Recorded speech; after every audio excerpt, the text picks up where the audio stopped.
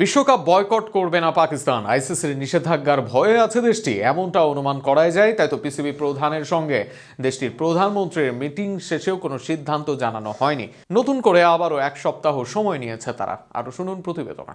আবারও নিজের সিদ্ধান্ত নেওয়ার জন্য সময় পেছালো পাকিস্তান সরকার ও পাকিস্তান ক্রিকেট বোর্ড। ভারত ও আইসিসির বিরুদ্ধে বাংলাদেশের শক্ত অবস্থান, আর তাতে সঙ্গ দেবে বলেছিল পাকিস্তানও। তবে বাংলাদেশ ভারতে না খেলে বিশ্বকাপ থেকে সরে দাঁড়ালেও পাকিস্তান ইতিমধ্যে দিয়েছে তাদের স্কোয়াড এবং কি বিশ্বকাপ বয়কট করার সিদ্ধান্ত নেয়নি। তবে দেশটিকে আদৌ সাহস দেখাবে নাকি আইওয়াশ করছে বাংলাদেশের, সেই প্রশ্ন করছে অনেকে। বেশিরভাগই ধারণা করছে কোনোভাবেই বয়কট করবে না তারা। বাংলাদেশের টি-20 বিশ্বকাপ বয়কটের পর বিশ্ব ক্রিকেটে শুরু হয়েছে তোলপাড়। একদিন আগে বিশ্বকাপের দল ঘোষণা করলেও বয়কটের ইঙ্গিত দিয়ে রেখেছিলেন পাকিস্তান ক্রিকেট বোর্ডের চেয়ারম্যান ও দেশটির স্বরাষ্ট্রমন্ত্রী মহসিন নাকভি। তবে বিশ্বকাপে পাকিস্তানের অংশগ্রহণের সিদ্ধান্তটা দেশটির প্রধানমন্ত্রী শেহবাজ শরীফের হাতে ছেড়ে দেন তিনি।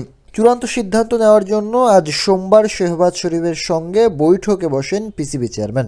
বাংলাদেশ সময় বিকেল 5টা নাগাদ শুরু হয় বৈঠক শেষে এক্স পোস্টে নাকবি লিখেন, আমি প্রধানমন্ত্রীকে আইসিসি সংক্রান্ত বিষয়গুলো বিস্তারিতভাবে জানিয়েছি। তিনি সব বিকল্প খোলা রেখে বিষয়টি সমাধানের নির্দেশ দিয়েছেন। বৈঠকে সিদ্ধান্ত হয়েছে চূড়ান্ত সিদ্ধান্ত নেওয়া হবে শুক্রবার অথবা আগামী সোমবার।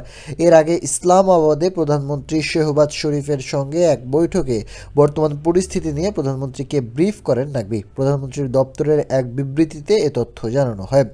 বিবৃতিতে বলা হয়, আইসিসি টি-20 বিশ্বকাপ ও বাংলাদেশ ক্রিকেট বোর্ডের মধ্যকার বর্তমান পরিস্থিতি নিয়ে প্রধানমন্ত্রীকে বিস্তারিতভাবে অবহিত করেন মহসিন নাকভি। তবে শেষ পর্যন্ত তারা বিশ্বকাপ বয়কট করবে না বলেই ধারণা বেশিরভাগ বিশ্লেষকদের।